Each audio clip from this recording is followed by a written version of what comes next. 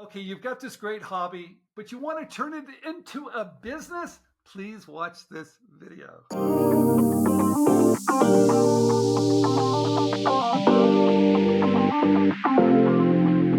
Okay, everybody, Stephen Key here. I've got a special guest at inventRight TV, and we have a special program where we ask people to share their stories about how they're bringing their great ideas to market. So, Anthony, thank you for coming on inventRight TV. Thank you for having me, Stephen. All right, so let's begin here for a minute. You watch our channel, you told me that, and you saw this one video we did that said, hey, if you got a great idea, let us know. Is that what you did? That's exactly what I did. I saw your video and I went straight to my email and sent you off an email, and your daughter got back to me right away, and here we are. Okay. Hey, anybody else, if you got a great idea, do you want us to share it? We've got a great audience. Please contact us. We'd love to share it because sometimes getting a little exposure is not easy to do, but we're here to help you guys do this. Okay, Anthony, I watched your video. I know what you kind of do. So tell us a little bit about yourself. You were in the military, but you've got this very unique hobby.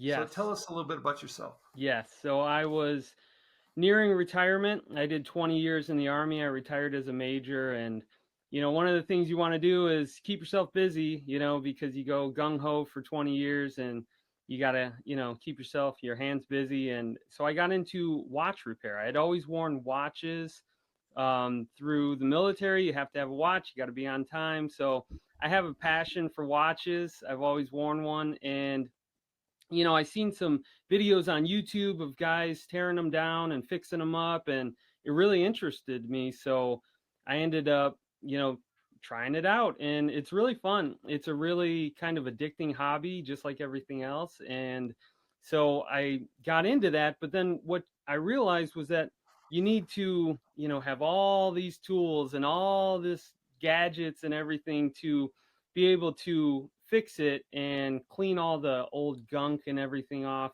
And that's kind of how I came upon my invention. But yeah, so I did 20 years in the Army. I have two daughters. I live here in Arizona and Phoenix, and it's just been a great ride. I've really enjoyed it. So Now, wait a minute. I watched a video. We're going to show some videos. Taking apart a watch looks very I mean, well, I think I can take it apart if I have the right tools, but putting it back together, come on. How do you learn how to do that? yeah, so again, YouTube is just a great resource. There's a bunch of forums online. So, it's a really good community. A lot of Okay. people will answer your questions. There's a lot of guys who know a lot more than I do. And I go on there, and if I have a question, you just throw a picture on there, and they'll be like, oh, yeah, here's the tech sheet for that, and here's how you do that. But yeah, it's tough because these parts, some of these screws are as big as a grain of sand, and so They, it's they fun, though. are, I really they, enjoy it. they're so teeny. Okay. So you've got this great hobby, but you notice there's a problem. And Yes. have you always been an inventor? I've always thought about it, but I've never actually went full into it. But I've always kind of tinkered with things, and I've been inventive, but not an inventor. All right, so you see this problem about cleaning. Once you take it apart, you want to clean it, right? So you came up with a pretty cool way of doing it. It's done very well, by the way, and we'll talk about that in just a minute. So that was the problem. There wasn't really great tools to clean once you took it apart, clean your watch. Yes, and the reason behind that is because with quartz watches, there was kind of I guess wristwatch wear kind of fell off. I'd say, what is it? Maybe in the 70s or Right. 80s type, all these quartz watches came on the market, and so a lot of these watchmakers and watch repair places, they kind of just died off, unfortunately. Okay. So to get the watch parts clean, you need a watch cleaning machine. And you can't find them anymore. They're not for sale. And if they are for sale, they're super expensive. I'm talking Okay. $3,000-$4,000. Okay. So what a lot of guys do is they go on eBay, they get these old machines from the 40s, and they rewire them, they fix them up, and they put probably $1,000 into them, and then they've Okay. got a watch cleaning machine. And I thought to myself, I was like, well, there's got to be an easier way to do this, because all this cleaning machine does is spin a basket. And so I put Hmm. together this watch cleaning machine that's hand operated. I Okay. actually used a butter churner and the professional baskets and kind of, All right. put them together and made a prototype. And I was like, wow, this is actually pretty cool. And Okay. I think a lot of people like it. Let- Let's talk about building prototypes for a minute, because Yes. what you've done, it doesn't look that complicated, but No. come on, that's still, looks pretty nice. You did a good job. So did you build a prototype yourself, or did someone help you build it? No, I did it completely myself at my house, and I was cutting different things out of the butter churner, and I ordered a bunch of different kinds on the market to see what works best, and Okay. I found one that was really good that actually fit standard wide mouth mason jars. So I was like, Okay. well, that's a good feature, because a lot of guys use mason jars in the watchmaking, hobby watchmaking field. So they already have them, and that's what you put all Okay. your chemicals in. Right. So they're plug and play. And that's why I thought that's Smart. the perfect one to use. And that's Okay. what I went with. Smart.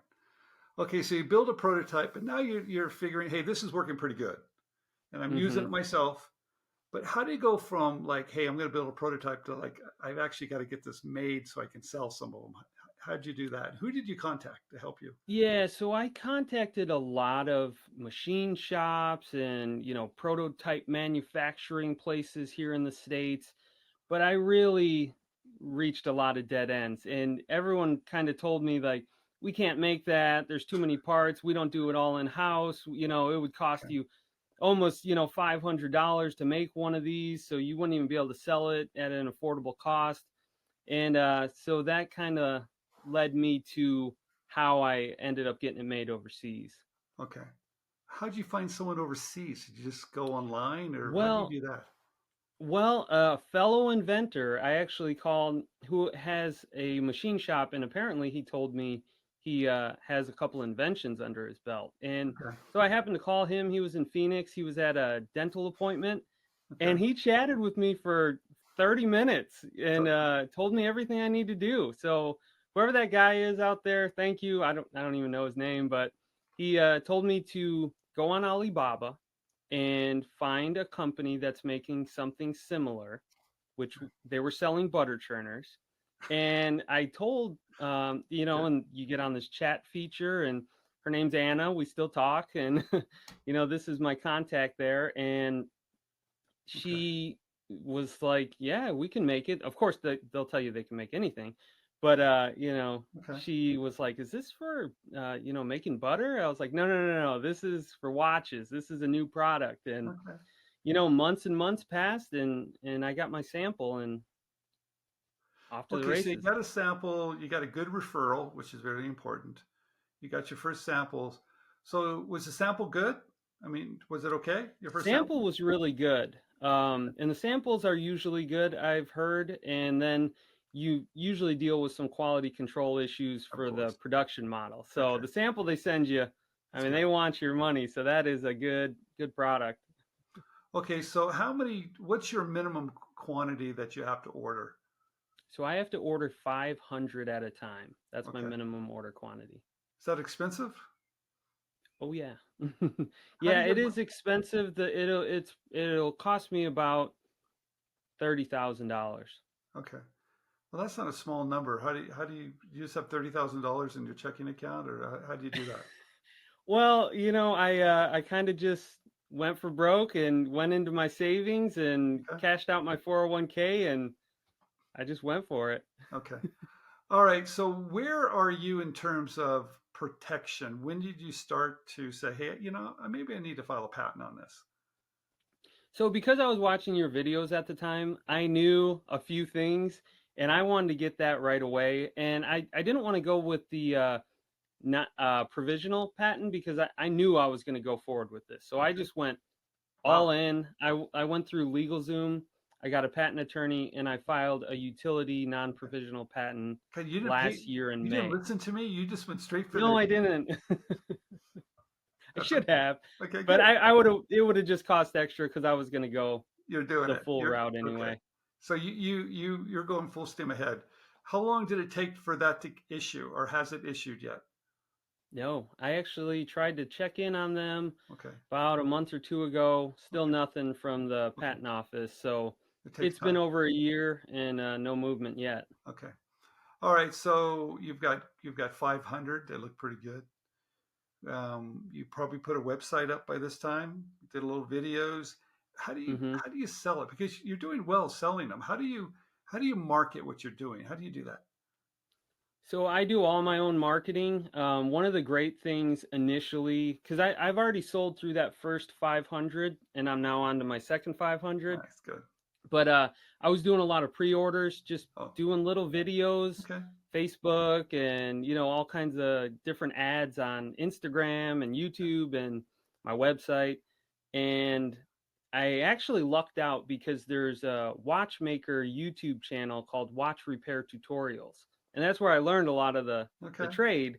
And I sent him the sample that I received, Okay. and his name's Alex Hamilton. He's a great guy.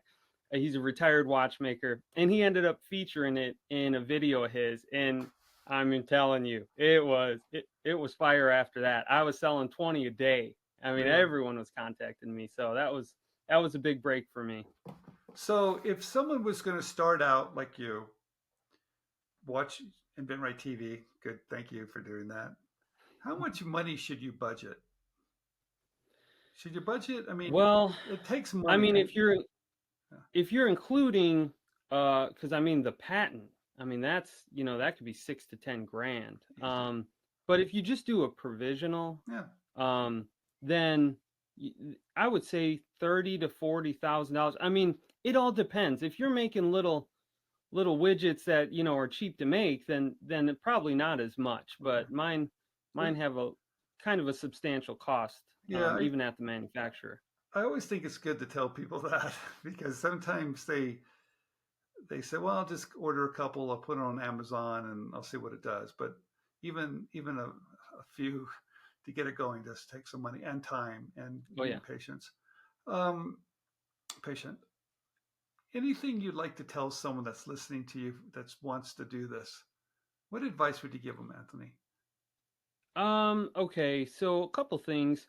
First, I think I rushed into it. I don't think my prototype was perfect, Okay. and I've since had to correct a lot of Oh, issues with the fit and finish. okay. Some of it was hard for people to put together at first, so I had to modify the little retaining spring. Okay.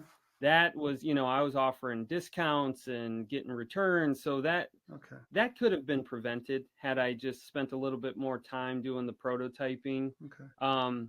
And even now, I think people sometimes will have some issues, but I have a fix coming, Okay. so that all the new ones that I sell will have like a really good product Okay. that's just perfect.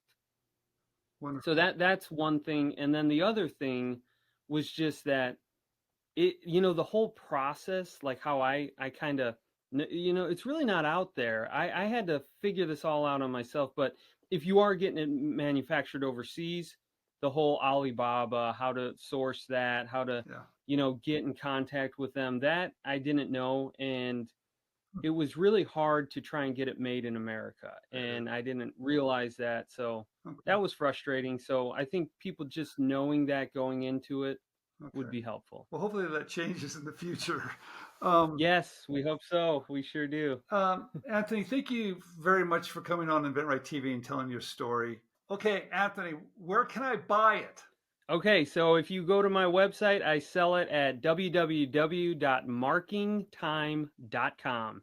I also have an eBay store. I got links there. I got Amazon. I'm selling them on Amazon UK for my international customers. So just go to markingtime.com and purchase your own. Great job. I love it. It's Thank very you. technical looking. It's like, but it's very cool. You got a cool product. Good for you. I appreciate that. Okay, everybody, Stephen Key, InventRight TV. Please hit the like button, subscribe to us, and I will see you next time.